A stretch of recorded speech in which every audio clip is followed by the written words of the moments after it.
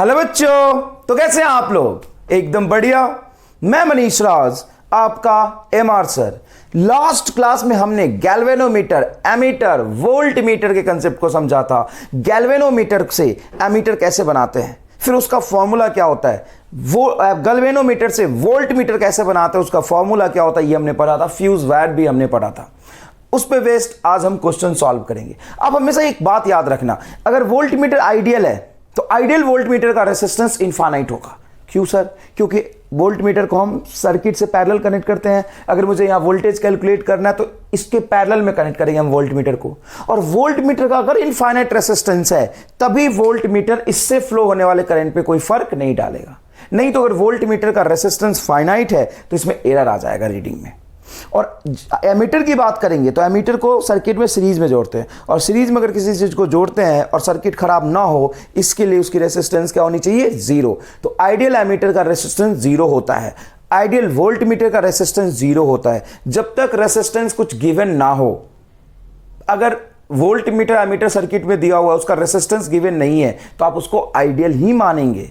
Example से देखते हैं, रीडिंग ऑफ वोल्टमीटर बताना है। ये बैटरी है, R1 रेसिस्टेंस है, R2 रेसिस्टेंस है, R3 रेसिस्टेंस, यहाँ पे वोल्टमीटर कनेक्ट किया। अब वोल्टमीटर के बारे में कुछ नहीं बताया कि ये इतने रेसिस्टेंस का है या इतने रेंज का है, कुछ नहीं बताया। तो पक्की बात है, गिवन ना हो तो उसको आइडियल मानेंगे बेटा, ये बहुत इंपॉर्टेंट बात है। और आइडियल वोल्टमीटर का रेसिस्टेंस इनफाइनाइट, मतलब अगर सर्किट में कहीं वोल्टमीटर कनेक्टेड है तो इनफाइनाइट रेसिस्टेंस का है। और इनफाइनाइट रेसिस्टेंस का मतलब यहां से जो भी करंट आएगा इससे नहीं जाएगा। मतलब इसको यहां पे मानो ना मानो एक ही बात है।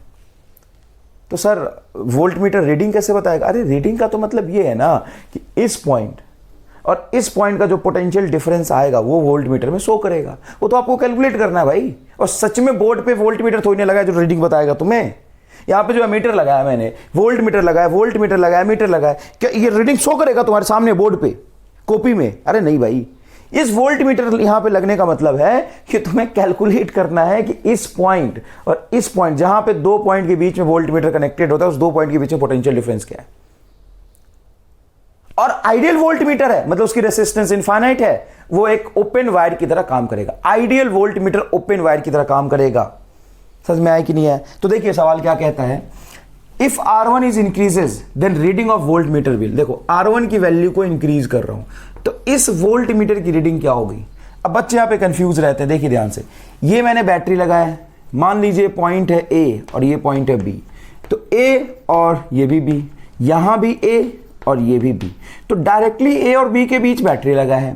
और ये वोल्टमीटर जो आपको R3 के क्रॉस दिख रहा था, असल में वो बैटरी के क्रॉस भी है। अरे यहां पे कोई रेसिस्टेंस थोड़ी ना है साहब। तो ये वोल्टमीटर किसकी रीडिंग शो करेगा? बैटरी का ईएमएफ। वोल्टमीटर का जो रीडिंग होगा वो बैटरी का वोल्टेज शो करेगा। और एग्जैक्टली वही वोल्टेज ड्रॉप R3 के क्रॉस होना है।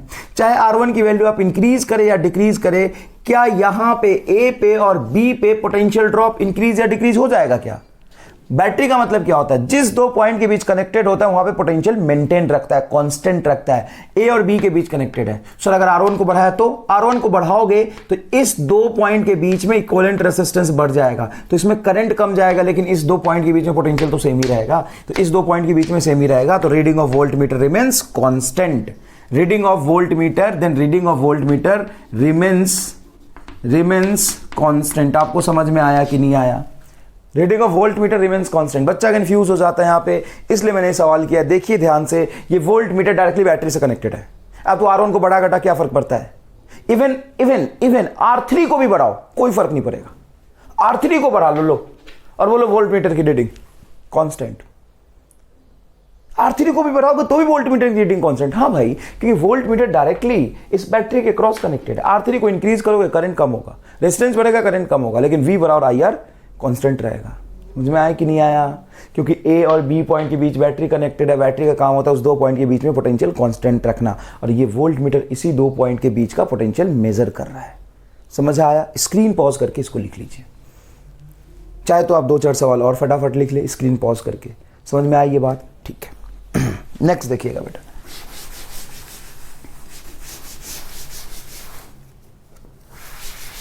नेक्स्ट देखिए प्लीज। ये 10 वोल्ट की बैटरी लगा है, 2 ओम, 4 ओम, 4 वोल्ट की बैटरी है, 2 वोल्ट की बैटरी है, 6 ओम रेसिस्टेंस है। इस वोल्ट मीटर की रीडिंग बताना आपने को।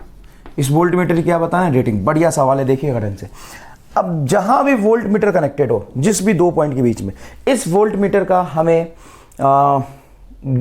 रेसिस्टेंस नहीं पता। कई बार वोल्ट मीटर का रेसिस्टेंस गिवन होता है, जैसे देखिए ये वोल्ट मीटर 80 ओम का है बट इसका रेसिस्टेंस गिवन नहीं है, मतलब ये आइडियल है। आइडियल वोल्ट मीटर का रेसिस्टेंस क्या होता है? इनफाइनाइट, मतलब ये इनफाइनाइटली लार्ज रेसिस्टेंस सप्लाई कर रहा है यहाँ पे। अगर ये इसका रेसिस्टेंस इनफाइनाइटली लार्ज है मतलब इसमें तो करंट जाएगा ही नहीं। हाँ, नहीं जाएगा। तो इसमें करंट जाएगा नहीं, तो इस पॉइंट के कनेक्ट होने का मतलब क्या है? कनेक्ट होने का मतलब ये है कि यहाँ पे इनफाइनाइटली लार्ज रेसिस्टेंस है, करंट बेटा यहाँ पे नहीं जाएगा, ये पक्की बात है, करंट नहीं जाएगा। तुम चाहो तो इसको ब्रेक कर लो और तुम्हारा काम बस इतना है, ये पॉइंट ए और ये पॉइंट जिस दो पॉइंट के बीच में वोल्ट मीटर कनेक्ट है इसका पोटेंशियल ड्रॉप निकालो। और पोटेंशियल ड्रॉप निकलेगा कैसे? कोई खास बात नहीं है, तुम्हें ए से चल के बी तक पहुंचना है, ए से बी का पोटेंशियल ड्रॉप आ जाएगा। अच्छा, करंट इसमें नहीं जाएगा, इस वाले ब्रांच में तो करंट जाएगा। हाँ बिल्कुल जाएगा, वो आप निकाल लीजिए कितना जाएगा। देखिए कितना जाएगा, कैलकुलेट करते इसको। तो देखिए इस लूप में करंट फ्लो करेगा, तो यहाँ से चलेंगे आप, यहाँ से देखिए लो से हाई, तो 10 वोल्ट की बैटरी आया, फिर 2 ओम, फिर 4 ओम और हाई से लो। देखिए ना, लो से हाई प्लस 10, अगर आप यहाँ पे 0 वोल्ट मानते हैं तो लो से हाई प्लस 10 और हाई से लो, तो क्या हो जाएगा? 6 वोल्ट एंड 4 and 2 6 ओम। देखिए 6 volt and 6 ohm current flow करेगा आपका 1 एम्पियर। आराम से देख लीजिए, इसी लूप में आपको देखना है इसका करंट ना तो इधर जाएगा यहाँ से, ना तो करंट आएगा, आई 0 है, यहाँ से करंट फ्लो ही नहीं कर रहा। मतलब ये बैटरी और ये बैटरी सिंपल देखिए आप, तो ऐसे समझ ले, यहाँ से चलेंगे तो हाई से लो -4 और फिर +10, तो 6 हो गया, और 4 और 2 6, 1 एम्पियर करंट फ्लो कर रहा है। मतलब 1 एम्पियर करंट का डायरेक्शन क्या होगा? 10 वोल्ट से करंट फ्लो करेगा 1 एम्पियर इस डायरेक्शन में। ये आ गया। अब क्या करना है? अपने को ए और बी के बीच पोटेंशियल लगाना है। वोल्ट मीटर जहाँ जिस दो पॉइंट के बीच में कनेक्टेड होता है उस दो पॉइंट के बीच का पोटेंशियल डिफरेंस बताता है। ठीक है सर, तो ए से चलिए, वी ए मान लीजिए यहाँ पे कुछ पोटेंशियल है, वी ए रेसिस्टेंस आया लेकिन करंट फ्लो नहीं कर रहा, तो यहाँ पे कोई पोटेंशियल ड्रॉप नहीं मिलेगा। फिर हाई से लो जा रहा है तो पोटेंशियल कम होगा। यहाँ से देखो ना, यहाँ से आया, यहाँ पे आया, यहाँ पे कुछ वी ए, यहाँ पे पोटेंशियल वी ए है। अगर आप यहाँ पे पोटेंशियल वी ए मानते हैं तो यहाँ भी पोटेंशियल वी ए। इस तरफ आएंगे तो हाई से लो जा रहा है तो 2 वोल्ट कम हो जाएगा, -2। फिर आप यहाँ जा रहे हैं कितना? +4 वोल्ट। लो से हाई जा रहे हैं, +4 वोल्ट बढ़ेगा। और फिर यहाँ पे करंट के अपोजिट जा रहा है, करंट हमेशा हाई पोटेंशियल से लो पोटेंशियल की तरफ जाता है, तो यहाँ पे पोटेंशियल ज़्यादा होगा। कितना? 4 × 1 4 वोल्ट, तो +4 वोल्ट करेंगे, है ना। यहाँ पे हाई पोटेंशियल ज़्यादा हो। करंट के अपोजिट जाएंगे तो पोटेंशियल ड्रॉप को ऐड करते हैं, और करंट के डायरेक्शन में जाएंगे तो पोटेंशियल ड्रॉप को सब्ट्रैक्ट करते हैं। कहाँ पहुँच गए बेटा? बी पे, तो ये आ गया वी बी। तो ये हो गया V A minus V B is equal to 4 4 8, 8 में से 2 जाएगा 6, तो उधर जाएगा तो -6 वोल्ट। वोल्ट मीटर की रीडिंग होगी 6 वोल्ट। और यहाँ पे हायर पोटेंशियल कौन सा होगा? बी। लोअर पोटेंशियल होगा ए, क्योंकि V A minus V B -6 आया है, तो B B minus V A क्या होगा? 6 वोल्ट। ये हायर पोटेंशियल है, ये लोअर पोटेंशियल है। आंसर आ गया साहब। वो वोल्ट मीटर बड़ा खतरनाक चीज़ है, ध्यान रखिएगा। जिस भी सर्किट में वोल्ट मीटर लगा है, अगर वो आइडियल वोल्ट मीटर है तो सबसे पहला काम करिए उसको मिटा लो, और जिस दो पॉइंट के बीच लगाना उस दो पॉइंट का पोटेंशियल कैलकुलेट कर लो नॉर्मल तरीके से। एकदम समझ में आया कि नहीं आया? बिल्कुल सर। अब आगे देखते हैं। स्क्रीन पॉज करके आपको लिख लेना था जब मैं बोल रहा था। आगे देखिए, ये देखिए बेटा, ए एंड बी के बीच 4 रेजिस्टेंस लगे, 6 ओम 6 ओम 6 ओम एंड 6 ओम। यहाँ पे वोल्ट मीटर लगा है। फिर से कह रहा है कि आइडियल वोल्ट मीटर है, and A potential difference between A and B is 12 volt. A and B के बीच पोटेंशियल डिफरेंस है 12 वोल्ट। तो देखो इस सर्किट का मतलब क्या है?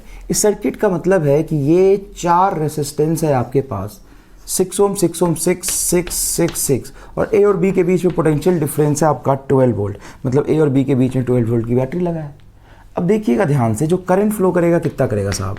करंट फ्लो करेगा 6 6 6 6, कितना हो जाएगा बोलो? 24, तो हाफ एम्पियर करंट फ्लो करेगा। कितना करंट फ्लो करेगा बेटा? Half ampere. 12 वोल्ट की बैटरी है ना। अब यहाँ पे हाफ एम्पियर की वजह से 3 वोल्ट, ये भी 3 वोल्ट, ये भी 3 वोल्ट, ये भी 3 वोल्ट, 3 वोल्ट पोटेंशियल ड्रॉप होगा। वैसे भी इक्वल रेसिस्टेंस है तो इक्वल पोटेंशियल ड्रॉप होगा, और सबका पोटेंशियल ड्रॉप का सम इसके बराबर होगा। ठीक है। अब वोल्ट मीटर यहाँ लगा था। अब इस वोल्ट मीटर आइडियल है। अगर नॉन आइडियल वोल्ट मीटर होता, कुछ रेसिस्टेंस होता, तो इसको रख के अपन डायरेक्टली इसको नहीं कर सकते थे, हमें पैरेलल में जोड़ना पड़ता, फिर सीरीज में जोड़ना पड़ता। लेकिन आइडियल वोल्ट मीटर है ना, तो उसको सर्किट से मिटा दो, और जिस दो पॉइंट के बीच कनेक्टेड है वहाँ का पोटेंशियल डिफरेंस बताएगा वो। इस दो पॉइंट के बीच कनेक्टेड है, यहाँ का पोटेंशियल डिफरेंस कितना हो रहा है? 6 वोल्ट। तो आंसर होगा reading of voltmeter reading of voltmeter is equal to 6 volt. आप सीख पा रहे होंगे कि अगर आइडियल वोल्ट मीटर है तो उसको सर्किट से हटा ही देते हैं अपन, कोई मतलब नहीं है, वो ideal volt meter becomes open wire. याद रखिएगा, फिर से यहाँ पे लिख रहा हूँ मैं, ideal volt meter becomes broken wire या behave as a broken wire. Ideal volt meter becomes broken wire. अगर कहीं आइडियल वोल्ट मीटर लगा है तो उसको टूटा हुआ तार मान लें आप, और इस 2 पॉइंट के बीच में रेजिस्टेंस निकाल लें। आइडियल वोल्ट मीटर मतलब ब्रोकन वायर। फिर रीडिंग कैसे बताएगा, वो रीडिंग बता तो ही ना रहा है, उसमें कैलकुलेट करना है कि इस 2 पॉइंट के बीच में पोटेंशियल ड्रॉप क्या होगा। स्क्रीन पॉज करके लिखिए बेटा। चलिए आगे देखते हैं। ये देखिए एमीटर कनेक्टेड है। आइडियल एमीटर का रेसिस्टेंस होता है 0, हेंस इट बिहेव एज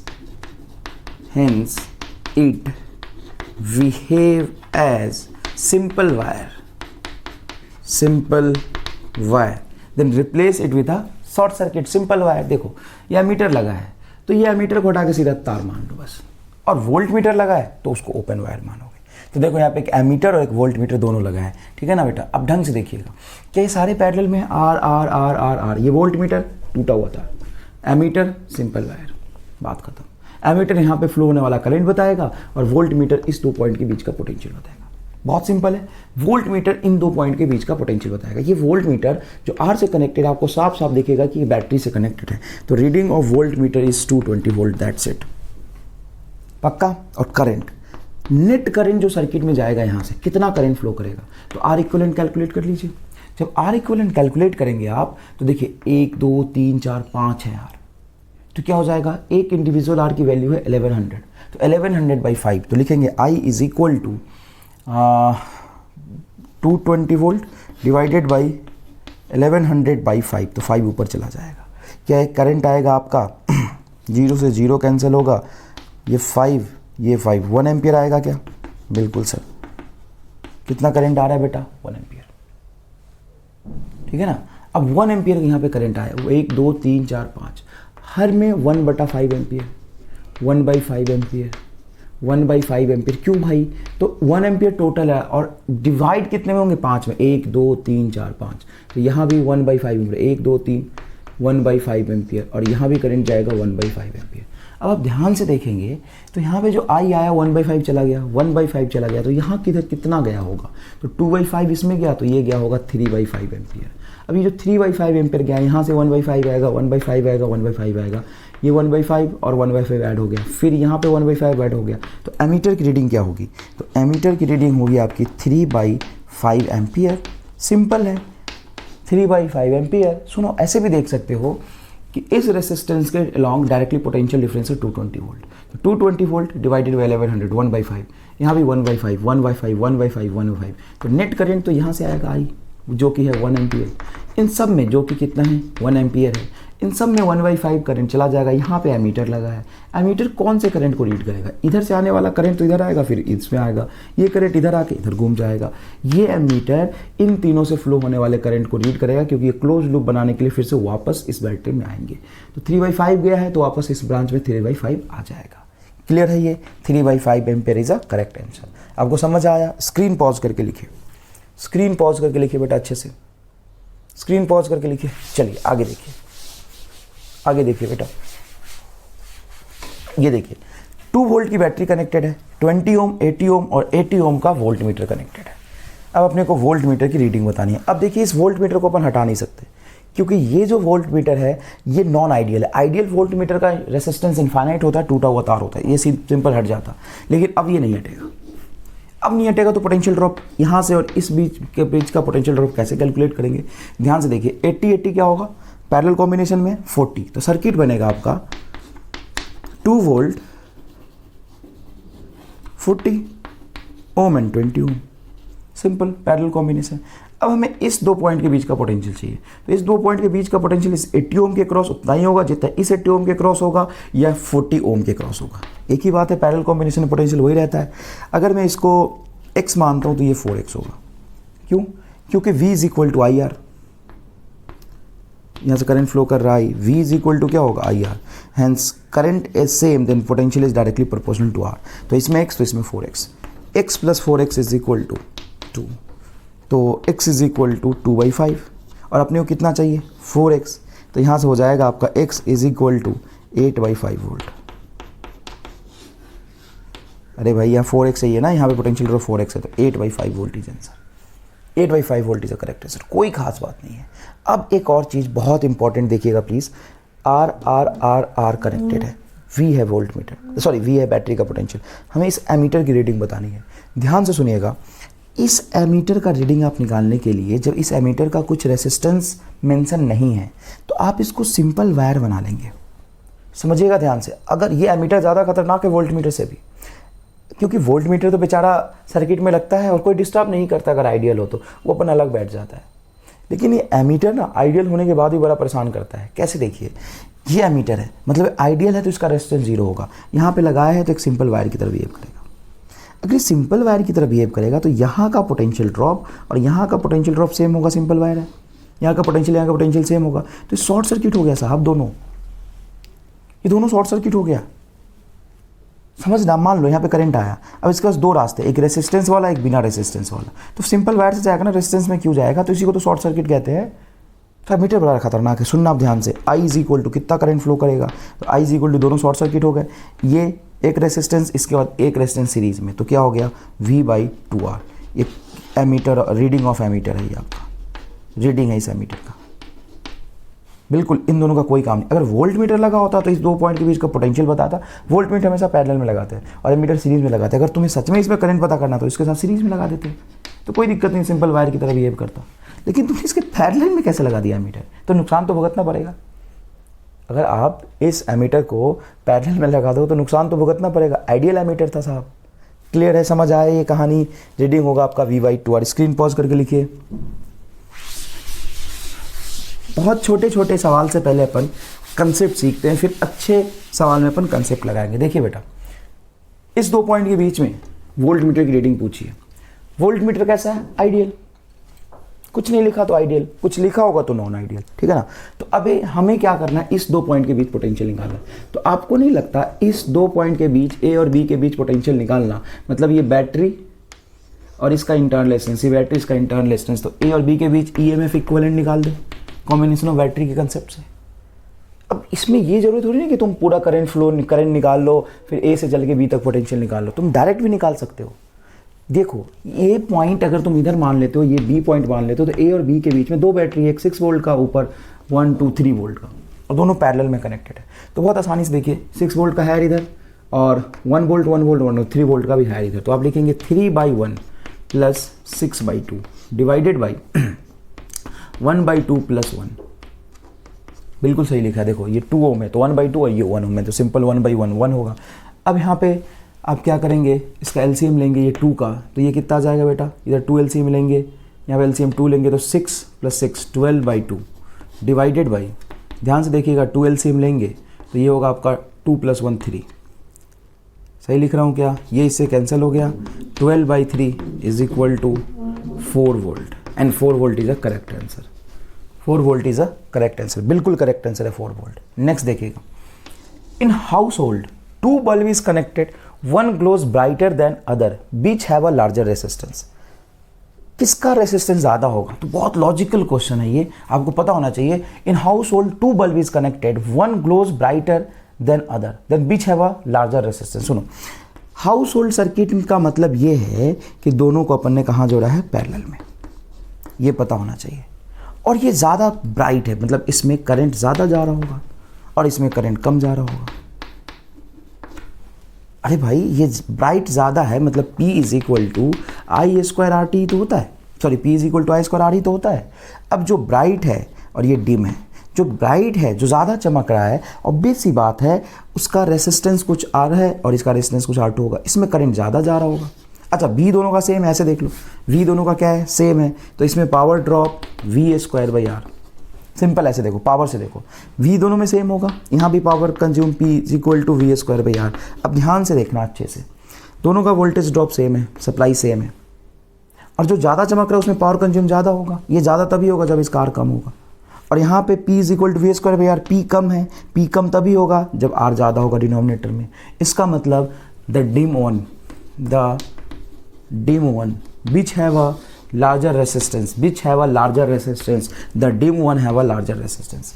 जो कम चमक रहा है उसका रेसिस्टेंस ज़्यादा है। और सीरीज में उल्टा हो जाता है। देखो सीरीज में क्या होगा कि मान लो 2 बल्ब तुमने लगा दिए, ये है ब्राइट R1 रेसिस्टेंस, ये है डिम R2 रेसिस्टेंस। तो यहाँ पे करंट सेम जा रहा है बेटा, वोल्टेज तो डिवाइड होगा, करंट पक्की बात है सीरीज है तो सेम होगा। करंट सेम हो तो P is equal to I square R। अब यहाँ पे I दोनों का सेम है तो रेसिस्टेंस के डायरेक्टली प्रोपोर्शनल होगा। तो जो ब्राइट है R1 का रेसिस्टेंस R2 से ज़्यादा होगा। इन तीन से अच्छे से समझिए, जो ज़्यादा चमक रहा है उसकी रेजिस्टेंस ज़्यादा होगा, जो कम चमक रहा है उसकी रेजिस्टेंस कम होगा, क्योंकि power is directly proportional to R. लेकिन पैरेलल कॉम्बिनेशन में power is inversely proportional to R. अगर ये ब्राइट है, ज़्यादा चमक रहा है तो पक्की बात है इसकी रेजिस्टेंस कम होगा, और जो डिम है वो कम चमक रहा है तो पक्की बात है इसकी रेजिस्टेंस ज़्यादा होगा। क्या आपको समझ आया अच्छे से? स्क्रीन पॉज करके इसको लिखिए, स्क्रीन पॉज करके बेटा लिख लीजिए, स्क्रीन पॉज करिए, फटाफट स्क्रीन पॉज करके लिखिए। आगे देखिए, नेक्स्ट समझिएगा प्लीज। ये देखिए बेटा, how many 60 what bulb may be safely runs on 220 volt using 5 ampere fuse. बहुत इंपॉर्टेंट है। 60 वोट बल्ब का मैं 60 वॉट बल्ब कितने 60 वॉट बल्ब मैं यूज कर सकता हूं safely using 5 ampere fuse at a supply voltage 220 volt. देखो ये सीरीज में यूज नहीं करना आपको, यूज करने की जहां पे बात होगी फ्यूज वायर यूज करके तो हाउस होल्ड सर्किट में यूज करेंगे। और हाउस होल्ड सर्किट हमेशा कैसा होता है? पैरेलल होता है। कितने वोल्ट यूज करना है? कितने वोल्ट पे? 220 वोल्ट। पावर क्या है? 60 वॉट। अब यहाँ पे ढंग से समझिएगा, एक बल्ब के क्रॉस पावर है 60 वॉट और डायरेक्टली पैरेलल में जो रहा है तो पोटेंशियल ड्रॉप होगा 220 वोल्ट। तो आप करंट डायरेक्ट लिख सकते हैं, I is equal to P is equal to IV, तो I is equal to P by V। Simple. अरे P is equal to IV होता है ना यार, तो P बोलो कितना है? 60 वॉट बटा 220, 0 से 0 कैंसिल हो जाएगा, 3/11 रहने दो। तो करंट कितना जा रहा है? 3/11। तो एक में करंट 3/11 जा रहा है। ऐसे ऐसे मान लो कि N है, N बल्ब तुमने मान लिए, पूछा ना कितने बल्ब यूज़ करते हो, तो N बल्ब मान लिए।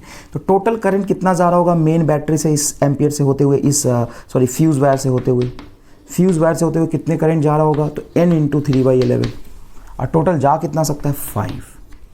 टोटल करंट यहाँ से कितने जाना चाहिए? 5। एक में जा रहा है तुम्हारा 3/11, तो N times of 3/11 is equal to 5। 5 ampere से ज़्यादा जाते फ्यूज़ वायर बर्न हो जाएगा। तो सेफली कितने बल्ब यूज़ कर सकते हैं? तो इतना बल्ब यूज़ कीजिए कि सबका मिला के current 3/11 N times N 3N/11 is equal to 5। तो N इज इक्वल टू हो जाएगा आपका 55/3। तो ये कुछ आ जाएगा 18.66, मतलब 18 बल्ब्स। 18 बल्ब से ज़्यादा यूज़ करेंगे बर्न हो जाएगा, 18 बल्ब से कम यूज़ करेंगे बहुत बढ़िया चलेगा। ठीक है ना? जैसे ही 19 बल्ब भी यूज़ करोगे ना तो फ्यूज़ कर जाएगा। ऐसा मत कि अप्रॉक्सीमेट कर देना, ये 0.66 आया तो 90 लिख देते हैं। इस करंट से यहाँ से थोड़ा भी करंट एक्सीड गया तो फ्यूज़ वायर क्या हो जाएगा? बर्न हो जाएगा। क्लियर है? ये बात समझ में आया? आगे देखिए, 50 what bulb is connected with a heater coil. बहुत इंपॉर्टेंट और लॉजिकल क्वेश्चन है। एक बल्ब है और ये आपका हीटर कॉयल है। In series bulb and heater coil is connected in a series. देखो 50 vote bulb is connected in a heater coil in series. Now bulb is replace with 100 what bulb. अब क्या किया कि बल्ब को जो 50 what का था, 50 वॉट का बल्ब था, उसको 100 वॉट का बना दिया और ये 50 वॉट का बल्ब था। तो हीटर कॉयल में जो पावर कंज्यूम हो रहा है वो इंक्रीज हो जाएगा या डिक्रीज हो जाएगा, सिर्फ इतना पूछा है आपसे कंपेयर करने को। देखो हीटर कॉयल का तो रेसिस्टेंस बताया नहीं, हीटर कॉयल के बारे में, बैटरी के बारे में तो कुछ नहीं बताया। पहले ये बोला है कि पहले हीटर कॉयल 50 वॉट के साथ सीरीज में था तो कुछ P1 पावर कंज्यूम कर रहा था। जब मैंने 50 वॉट को हटा के 100 वॉट बल्ब कंज्यूम कर दिया तो P2 पावर कंज्यूम कर रहा है। तो बताइए P1 ज़्यादा होगा या P2 ज़्यादा होगा? ध्यान से सुनना। आपने एक चीज़ पढ़ा है कि रेटेड पावर और रेटेड वोल्टेज बल्ब का रेसिस्टेंस कैलकुलेट करने के लिए गिवन होता है। तो resistance of bulb is equal to V rated का होल स्क्वायर बटा P रेटेड। ये कंज्यूम पावर नहीं, रेटेड पावर। ये रेटेड पावर लिखा है मैंने, 50 वॉट 100 वॉट। 100 वॉट का बल्ब मतलब rated power. Resistance is inversely proportional rated power. Power ज़्यादा मतलब रेसिस्टेंस कम, पावर ज़्यादा मतलब रेसिस्टेंस कम। 50 वॉट से 100 वॉट कर लिया तो ये रेसिस्टेंस डिक्रीज हो गया, और जैसे रेसिस्टेंस डिक्रीज हो जाएगा तो I इक्विवेलेंट डिक्रीज हो जाएगा। तो करंट क्या होगा, इसमें बढ़ेगा, करंट क्या हो गया, बढ़ जाएगा, तो पावर कंज्यूम क्या होगा, इंक्रीज कर जाएगा, पावर कंज्यूम क्या होगा, इंक्रीज कर जाएगा। बहुत आसान सा लॉजिकल तरीका, सिंपल। पैरेलल में चीज़ों को नहीं जोड़ा, मैंने सीरीज में जोड़ा, सीरीज में थोड़ा सा अजीब हो जाता है, ठीक हो, समझो। बल्ब का 50 वाट बल्ब का रेसिस्टेंस ज़्यादा होगा in compare to 100 watt bulb, इसका रेसिस्टेंस ज़्यादा, तो यहाँ से आर इक्विवेलेंट निकालोगे ना दोनों का सीरीज में, रेसिस्टेंस ज़्यादा होने की वजह से करंट कम होगा, और करंट कम होगा तो पावर लॉस कम होगा। और जैसे ही 100 वाट लगाया, 100 वाट से रेसिस्टेंस कम, आर इक्विवेलेंट डिक्रीज, तो करंट बढ़ जाएगा, करंट बढ़ जाएगा तो हीटर कॉइल में पावर कंज्यूम ज़्यादा होगा। तो 100 वोल्ट से अगर एक हीटर कॉइल कनेक्टेड है उसमें ज़्यादा पावर कंज्यूम होगा इन कंपेयर टू अगर वो 50 वोल्ट से पैरेलल में कनेक्टेड है, सॉरी सीरीज में कनेक्टेड है। तो स्क्रीन पॉज करके इसको लिख। क्वेश्चन देखिएगा बेटा, यहां से एक बैटरी कनेक्टेड है, एमीटर, वोल्ट मीटर, दो बल्ब कनेक्टेड है, B1 एंड B2। ये कह रहे हैं B2 गेट फ्यूज्ड, अचानक से जो B2 बल्ब है वो फ्यूज हो जाता है, then reading of this voltmeter and ammeter will be. सबसे पहले देखिए एमीटर आइडियल है क्योंकि इसका कोई रेसिस्टेंस गिवन नहीं है, ये एमीटर आइडियल है तो एक सिंपल वायर की तरह बिहेव करेगा, ये वोल्ट मीटर आइडियल है तो ओपन वायर बन जाएगा। मतलब इस वोल्ट मीटर का काम बस इतना, इन दो पॉइंट के बीच का पोटेंशियल बताना।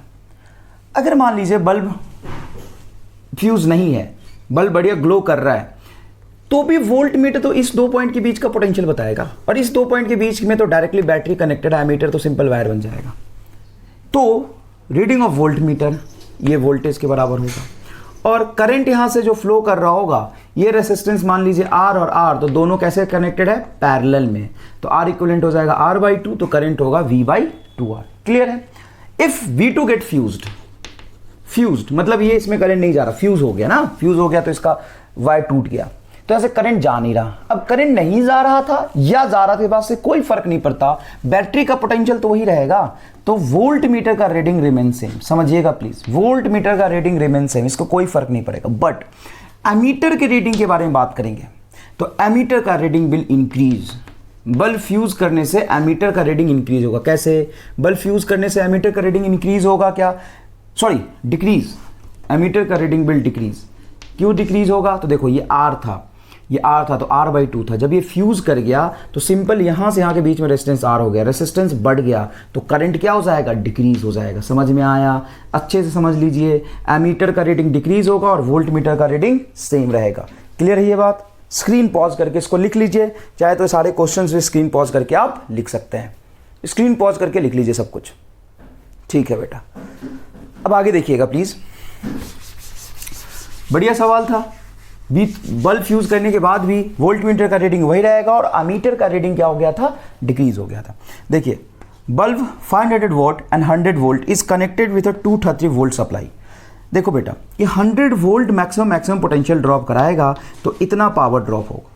अगर इससे ज़्यादा पोटेंशियल ड्रॉप कराता है तो बर्न हो जाएगा, फ्यूज हो जाएगा। इससे कम पोटेंशियल ड्रॉप कराता तो ठीक चलेगा। यही होता है बल्ब का कंसेप्ट। तो जो तुमने बल्ब लाया है वो 500 वोल्ट मैक्सिमम पावर ड्रॉप करा सकता है एट वोल्टेज 100 वोल्ट, लेकिन तुमने सप्लाई कितने का कर दिया? सप्लाई का कर दिया आपने 230 वोल्ट का, 230 वोल्ट का सप्लाई कर दिया, तो पक्की बात है ये बर्न होगा, फ्यूज हो जाएगा। क्यों? क्योंकि 230 वोल्ट सप्लाई होगा, 100 वोल्ट ही टॉलरेट कर सकता है। अब क्या कर सकते हैं इसको सेफली यूज करने के लिए? आप चाहें तो एक रेसिस्टेंस यहां पे कनेक्ट कर दे, R। रेसिस्टेंस R कनेक्ट कर देंगे तो जो एक्स्ट्रा पोटेंशियल ड्रॉप होगा वो डिवाइड कर लेगा सीरीज कॉम्बिनेशन में।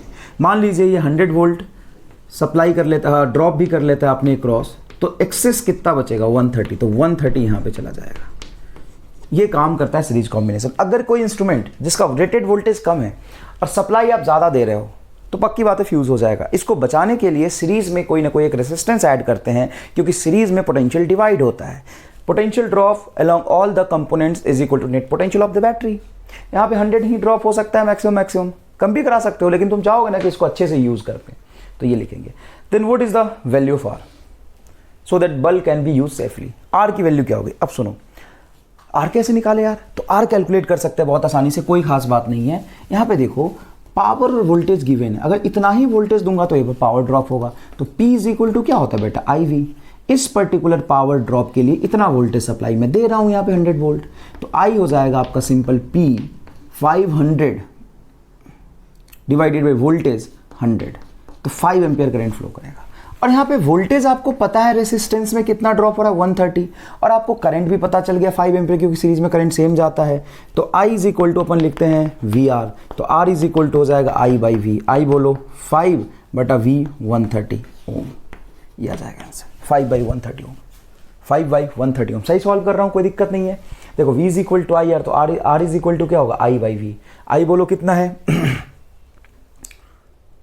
5 एम्पियर, करंट कितना है बेटा 5 एम्पियर। क्लियर है, आप यहां से देख लीजिए current P is equal to I V से करंट निकाल लिया 5 एम्पियर। करंट की वैल्यू मैंने यहां पे रख दिया, क्या रख दिया, करंट की वैल्यू रख दिया। तो V is equal to I R, sorry I is equal to V R, वही कह रहा हूं कि कुछ ना कुछ मिस्टेक हो रहा है, I am sorry. V is equal to I R, तो R is equal to V by I am sorry. तो V बताओ कितना है 130 divided by 5 ohm, 130 divided by 5 ohm answer आ गया। ये सही है बिल्कुल, 130 डिवाइडेड बाई 5 ओम। आपको समझ आ गया ये कहानी? स्क्रीन पॉज करके इसको लिखिए सॉल्यूशन को। क्वेश्चन आप पहले लिख चुके थे, स्क्रीन पॉज करके सॉल्यूशन लिखिए। आगे सवाल देखिए। In an ammeter 0.2% of main current is passes through the galvanometer. Ammeter में जो मेन करंट जा रहा है एमीटर के थ्रू, ये एमीटर है आपका, इसके थ्रू जो मेन करंट जा रहा है आई, उसका कुछ पार्ट गैल्वेनोमीटर में जाएगा और कुछ पार्ट शंट में जाएगा। तो ये कह रहा है सिर्फ 0.2% of the main current is passes through the current, main current passes through the galvanometer, मतलब आई का 0.2% ऑफ आई, और बचा हुआ कहाँ जाएगा शंट से। शंट से कितना जाएगा, तो 99.8% ऑफ आई। ठीक है, then find if G is resistance of galvanometer then find resistance of ammeter. Simple सी बात है बेटा, एक काम तो जानते हो ना तुम कि पोटेंशियल ड्रॉप दोनों के लॉन्ग सेम होगा। इसका रेसिस्टेंस पता है, करंट पता है, इसका करंट पता है, रेसिस्टेंस निकाल लो। बताओ क्या लिखोगे, 0.2 इंटू ऑफ आई लिख ले, G is equal to 99.8% of I into S, ये आ जाएगा। ठीक है ना। अब ध्यान से देखिएगा बेटा, आई से आई कैंसिल होगा, पॉइंट से पॉइंट कैंसिल होगा, तो ये टर्म आपका आ जाएगा 498 हो जाएगा आपका, सॉरी 998 हो जाएगा आपका 499। तो S इज इक्वल टू हो जाएगा G बटा 499। क्लियर है ये बात, 499 G बटा 499। क्या ये आंसर होगा? बच्चे इसको आंसर टिक कर देते हैं। रुकिए थोड़ा सा, ये पूछ रहा है कि if G is the resistance of galvanometer then find resistance of ammeter. अभी तो आपने शंट की वैल्यू निकाला, रेसिस्टेंस ऑफ एमीटर कहाँ निकाला है? रेसिस्टेंस ऑफ एमीटर क्या होगा? रेसिस्टेंस ऑफ एमीटर होगा, देखिए यहाँ पे रेसिस्टेंस ऑफ एमीटर होगा GS divided by G plus S, GS divided by G plus S. ठीक है ना। तो देखिए G की वैल्यू बताइए कितना है, G की वैल्यू तो G है, और S क्या है, G बटा 498। यहाँ पे रख के सॉल्व कर लेंगे, आ जाएगा आंसर। ठीक है, ये बच्चे गलती करते हैं, हालांकि सॉल्यूशन किताबों में भी यही दिया हुआ है, लेकिन हमने यहाँ पे कुछ गलत करा है। आप आइडेंटिफाई कर सकते हो क्या गलत करा है? बिल्कुल, सुनो, किसका रेजिस्टेंस पूछा है? एमीटर का। तो एक बात बताओ, इसके लॉन्ग पोटेंशियल ड्रॉप या इसके लॉन्ग पोटेंशियल ड्रॉप या दोनों मिला लो, उसके लॉन्ग पोटेंशियल ड्रॉप तो सेम होगा। अब आश्चर्य की बात है, NTA वालों ने भी सॉल्यूशन यही दिया था, और मैं तुम्हें ज़बरदस्त सॉल्यूशन बताता हूँ। ये पूछा हुआ सवाल है बेटा, ज़बरदस्त सॉल्यूशन बताता हूँ, देखना ध्यान से। इसके क्रॉस जा रहा है 0.2, तो ऐसे लिखो 0.2 I इंटू G बराबर I into resistance of ammeter, क्योंकि टोटल करंट जा रहा है I और ये दोनों मिला के रेसिस्टेंस ऑफ एमीटर ही तो बनेगा। तो सिंपल सी बात है, I से I यहाँ पे कैंसिल होगा, तो RA इज इक्वल टू क्या हो जाएगा? RA इज इक्वल टू हो जाएगा आपका G/10, 2% है ना, इधर परसेंट, इधर टोटल I था, इस I का 0.2% गया है ना, तो परसेंट निकालने के लिए 100 से डिवाइड करेंगे। देखो बेटा अच्छे समझो, यहाँ पे जो करंट आ रहा है I, तो I इंटू इसका रेसिस्टेंस, तो I इंटू पूरे का रेसिस्टेंस, एमीटर का रेसिस्टेंस RA हो जाएगा, इज इक्वल टू इसका 0.2% है ये, तो परसेंट देखो, इसमें भी परसेंट था, इसमें भी परसेंट था, परसेंट से परसेंट कैंसिल हो गया, लेकिन ये 0.2% है, ये 0.2 I नहीं है, तो 0.2% मतलब 0.2/100 लिखेंगे, इनटू आपका आ जाएगा गैल्वेनोमीटर का रेसिस्टेंस ऑफ I से I कैंसिल, तो resistance of ammeter is equal to होगा 0.2 हटाएंगे तो क्या लिखेंगे 1/1000, तो G/1000 मतलब 2G/1000 मतलब G/500, G/500 ओम आंसर आ जाएगा आपका, G/500 ओम। तुम्हें समझ आया? डायरेक्ट यहाँ से निकाल लिया। इससे भी सॉल्व करोगे तो G/500 ही आएगा, यहाँ से भी G/500 ही आ रहा है। सुनो मैं क्या कह रहा हूँ, इसके लॉन्ग पोटेंशियल ड्रॉप, इसके लॉन्ग पोटेंशियल ड्रॉप, ये इनके कॉम्बिनेशन के लॉन्ग पोटेंशियल ड्रॉप सेम होगा। अब संट की वैल्यू नहीं पूछा है, डायरेक्टली रेसिस्टेंस ऑफ एमीटर पूछा है, तो इसमें जाके संट निकालने की जरूरत ही नहीं पड़ी। इसके क्रॉस पोटेंशियल ड्रॉप और एमीटर के क्रॉस दोनों मिला के पोटेंशियल ड्रॉप सेम होगा। नेट करंट जा रहा है आई, तो I into resistance of ammeter is equal to, इसका करंट 0.2 आई नहीं है, 0.2% ऑफ आई है। इसको लिखा था तो परसेंट से परसेंट कैंसिल हो गया था, बाकी ये 0.2% है। परसेंट हटाएंगे तो 100 से डिवाइड करेंगे और पॉइंट हटाएंगे तो 1000 होगा, तो 2/500 ओम आ गया। तो G/500 सॉरी 2G/1000 हो गया था, तो G/500 is equal to resistance of ammeter. आपको समझ आया ये बात? स्क्रीन पॉज करके लिखिए, दोनों तरीके से आंसर वही आएगा, कोई खास बात नहीं है। स्क्रीन पॉज करके लिखिए।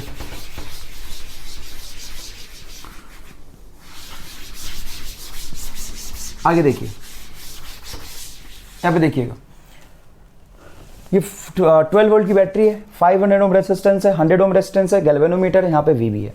Find V V if IG is 0। बहुत सिंपल है, यहाँ पे सिर्फ कंसेप्ट यूज होगा, मैं आपको हिंट बताता हूँ। फाइंड वीवी, इस बैटरी की पोटेंशियल बताइए if current flowing through this galvanometer is 0। यहाँ से करंट 0 कब फ्लो कर सकता है? जब यहाँ से यहाँ का पोटेंशियल जितना ये देगा ऊपर में पॉजिटिव, उतना ही इसका पोटेंशियल होता है, तो नेट पोटेंशियल डिफरेंस 0 आ जाएगा। अरे भाई सुनो, यहाँ से लो से हाई और यहाँ पे जैसे करंट जाएगा ऐसे आएगा करंट, तो ये हाई से लो, यहाँ का पोटेंशियल डिफरेंस अगर इसके पोटेंशियल ड्रॉप के बराबर, तो यहाँ से करंट 0 फ्लो करेगा।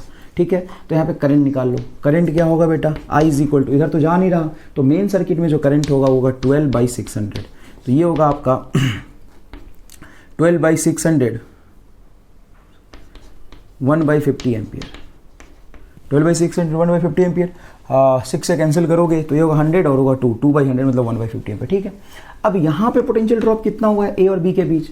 तो A और B के बीच पोटेंशियल ड्रॉप होगा आपका 1/50 × 100 2 वोल्ट। और यहाँ पे बैटरी का potential VV, if VV is equal to 2 volt, तो यहाँ से ऊपर 2 वोल्ट प्लस और यहाँ पे प्लस, ये बैटरी बनेगा, ये 2 वोल्ट। तो ऐसे क्लोज लूप में चलोगे तो नेट पोटेंशियल ड्रॉप 0 होगा, तभी तो करंट यहाँ पे नहीं जा रहा है। यहाँ पे करंट तभी फ्लो नहीं करेगा जब यहाँ का पोटेंशियल और यहाँ का पोटेंशियल क्या हो जाए, नेट पोटेंशियल सॉरी यहाँ का पोटेंशियल और यहाँ के पोटेंशियल डिफरेंस इसके पोटेंशियल डिफरेंस के बराबर हो जाएगा, तो करंट यहाँ से फ्लो नहीं करेगा, इस वायर में कोई करंट नहीं जाएगा। समझ में आया? तो VV का पोटेंशियल क्या होना चाहिए? 2 वोल्ट। क्लियर है?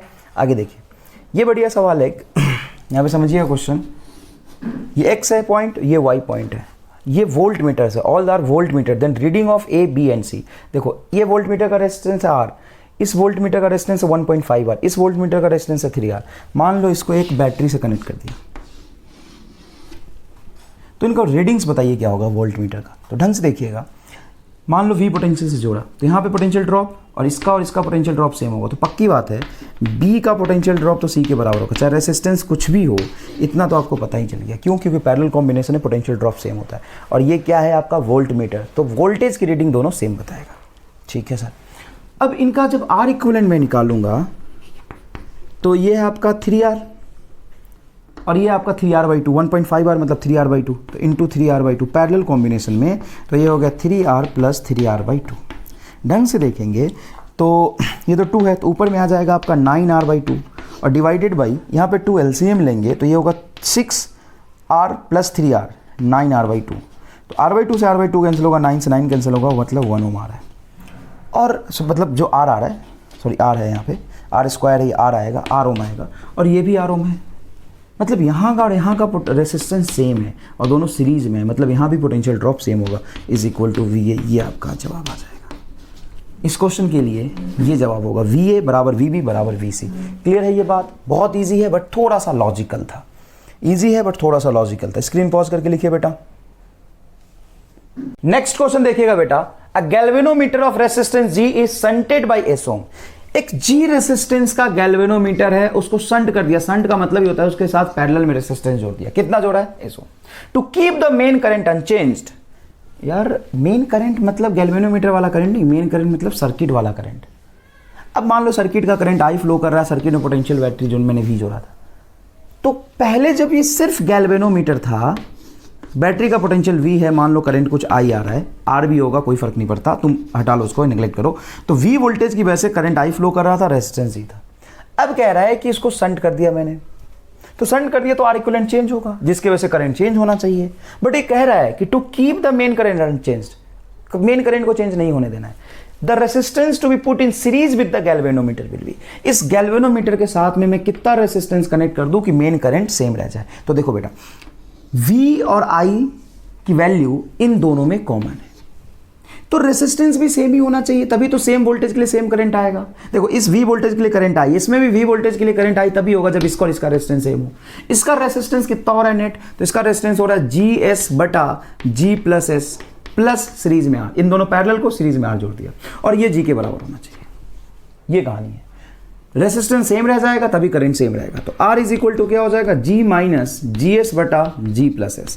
एलसीएम लेंगे इसका, ये इधर मल्टीप्लाई होगा, G square plus GS minus GS बटा G प्लस S, ये कैंसिल हो गया। R इज इक्वल टू आ गया बेटा G स्क्वायर बटा G plus S is correct answer. समझ आया आपको, बहुत इजी था, कोई खास बात नहीं है। स्क्रीन पॉज करके इसको लिखिए, बढ़िया सवाल है, स्क्रीन पॉज करके इसको लिखिए। चलिए आगे देखिए, नेक्स्ट क्वेश्चन देखिएगा बेटा। A 50 ohm galvanometer shows full scale deflection of 30 division. एक 50 ओम का गैल्वेनोमीटर है और फुल स्केल डिवीजन ये कितना शो करता है, 30 डिवीजन इसमें बनाए हुए हैं। When connected with 3 volt battery and 2950 ohm resistance, यहाँ पे 2950 ओम का रेसिस्टेंस और 3 वोल्ट की बैटरी कनेक्ट किया है, ठीक है ना। अब कह रहा है in order to reduce deflection up to 20 division. अब मुझे ना डिफ्लेक्शन 20 डिवीजन ही चाहिए। अब 30 डिवीजन देखो, एक एक स्केल का जो डिवीजन होगा ना कुछ इस तरीके से बनाया होगा, ठीक है ना। मान लो एक स्केल में, एक डिवीजन में करंट x मेजर करता है, तो 30 डिवीजन में करंट कितना मेजर करेगा, 30x। अरे यार, एक डिवीजन में करंट x मेजर करता है, 1 डिवीजन का करंट x मान लेते हो, तो 30 डिवीजन में 30x करेगा, और फुल स्केल डिवीजन शो कर रहा है। तो इसमें करंट की वैल्यू निकाल लो, I is equal to V by R, बोलो V 3 बटा R बोलो, तो 2950 और 50, तो ये 3000 हो जाएगा। ये हो गया आपका 1/1000 एम्पियर। इतना करंट है जो कि 30x के बराबर है। किसके बराबर है वो, 30x के बराबर। अब कह रहा है कि मैं यहाँ पे रेसिस्टेंस R क्या कनेक्ट करूँ कि सिर्फ 20 डिवीजन करंट ही शो करे। बैटरी तो वही 3 वोल्ट की है, सेम बैटरी के साथ 20 डिवीजन करंट शो करे। तो देखना बेटा अच्छे से, 30x इज इक्वल टू 1/1000, तो obviously x is equal to 1/1000 into 30। अब 20 डिवीजन के इक्वल करंट है, तो 20x, तो 20 से मल्टीप्लाई कर दोगे, तो 20/30 और 1000 मतलब 1 मिली एम्पियर, सिंपल लिख लो ना, ऊपर में चला जाएगा, तो 2/3 मिली एम्पियर। तो करंट कितना आना चाहिए, 2/3 milli ampere, 10 to the power -3 is equal to, I is equal to क्या होगा, V बाई R, ये रहा आपका V 3 वोल्ट बटा R ये हो जाएगा आपका capital R plus 50, capital R plus 50। अब देखो 10 टू द पावर -3 उधर जाएगा, यहाँ पे 1000 था तो ये 3000 हो जाएगा, कोई दिक्कत नहीं, क्रॉस मल्टीप्लीकेशन कर दो, तो ये होगा 2R plus 100 is equal to 9000। Clear है बेटा, ये इधर जाएगा, हाँ ना, 9000 ही होगा, बिल्कुल होगा। तो ये इधर जाएगा तो ये होगा 8900, ठीक है ना, 8900। तो 2R is equal to this, then R is equal to होगा 8900/2। ये कितना हो जाएगा, ये हो जाएगा 4450। समझ में आया कि नहीं आया, ये इजी सही लिख रहा हूँ मैं। ये 100 सब्ट्रैक्ट होगा ना, तो ये 100 जब इधर से सब्ट्रैक्ट होगा तो बिल्कुल सही इतना ही आएगा, 8950, 44 होता है 8800, 50, हाँ बिल्कुल सही है, ये आ जाएगा, इतना ओम आएगा, 4450। क्लियर है ये बात, समझ आया आपको कंसेप्ट, बहुत आसान है, कोई खास बात नहीं। स्क्रीन पॉज करके लिख लीजिए, स्क्रीन पॉज करके लिख लीजिए। नेक्स्ट क्वेश्चन देखिएगा बेटा, बढ़िया सवाल पूछा है। 10 ओम का रेसिस्टेंस, यहाँ पे एक V1 वोल्ट मीटर जोड़ा और ये A1 एमीटर जोड़ा और यहाँ पे V वोल्ट की बैटरी लगा दी। ये सर्किट A, और सर्किट B में 10 ओम का रेसिस्टेंस कनेक्ट किया, फिर से 10 ओम का रेसिस्टेंस कनेक्ट किया, यहाँ वोल्ट मीटर V जोड़ा, सॉरी V2 वोल्ट मीटर जोड़ा, ये रेसिस्टेंस 10 ओम, और यहाँ पे एमीटर जोड़ दिया A2 और सेम V वोल्ट की बैटरी से कनेक्ट कर दिया, ये V, ये V। अब दोनों एमीटर एंड दोनों वोल्ट मीटर की रीडिंग को कंपेयर करना है, दोनों एमीटर ही और दोनों वोल्ट मीटर की रीडिंग को कंपेयर करना है। ध्यान से सुनिएगा, एमीटर 1 की रीडिंग एमीटर 2 के इक्वल होगी एंड वोल्ट मीटर 1 की रीडिंग वोल्ट मीटर 2 के इक्वल होगी। ये आंसर होगा, because voltmeter and ammeter is ideal, because voltmeter ammeter is ideal, that's it.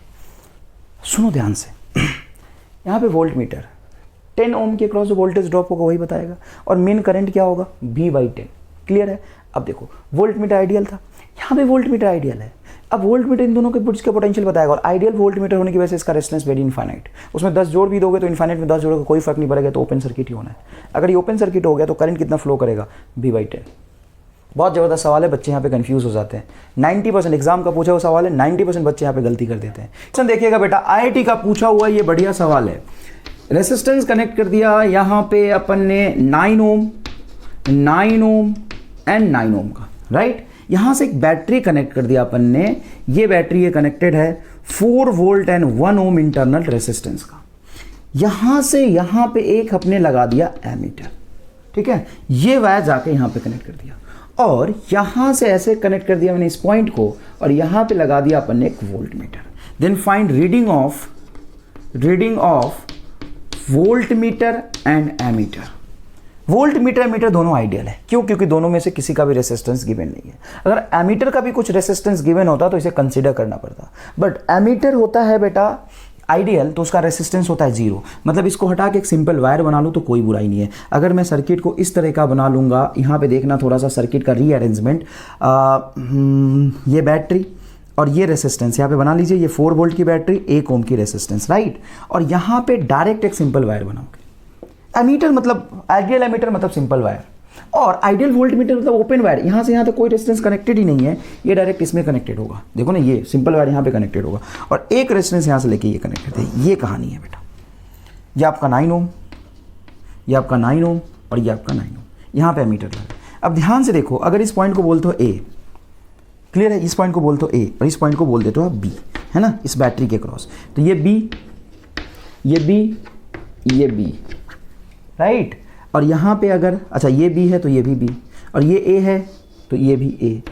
तो ये रेजिस्टेंस किसके बीच कनेक्टेड है? A और B। ये वाला रेजिस्टेंस A और B, ये वाला रेजिस्टेंस A और B। तो तीनों रेजिस्टेंस आपको पैरेलल होता हुआ दिखाई देगा। मान लीजिए A पॉइंट A और यहाँ B, एक बैटरी यहाँ पे लगा है ना, एज इट इज़ लगा लीजिए, 4 वोल्ट 1 ओम, और ढंग से देखिए A और B के बीच कनेक्टेड है, ऊपर में A और नीचे B। ये A और B के बीच कनेक्टेड है, ऊपर A नीचे B, और ये भी A और B के बीच कनेक्टेड, ऊपर A नीचे B। 9 9 9 9/3 तीनों पैरेलल में है तो हो जाएगा 3 ओम, और ये 1 ओम 4 ओम। तो करंट आ जाएगा आपका 4 volt divided by 4 ohm is equal to 1 ampere.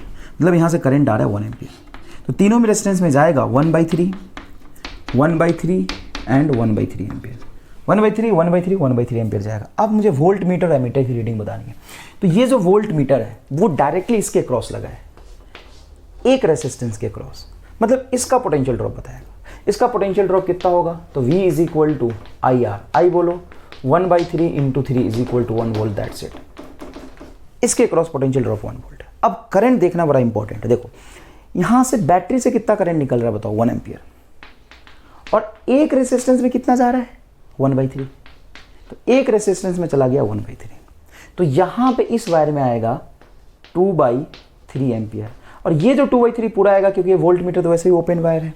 अब यहाँ से मैं यही कह रहा हूँ, यहाँ पे गया 1/3, यहाँ पे आया 2/3। अब यहाँ पे जो 2/3 आया इधर जाएगा 1/3, देखो B की तरफ, B तुम्हारा बैटरी का दूसरा टर्मिनल 1/3, और एक जाएगा इधर 1/3।